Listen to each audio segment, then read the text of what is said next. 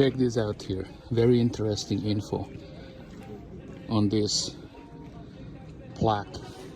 I'm here in Feldkirch, Austria, and this railway station here, and that's what you can read here, has been used during the time of Adolf Hitler, during the National Socialist dictatorship, to put people in trains that would bring them to the concentration camps.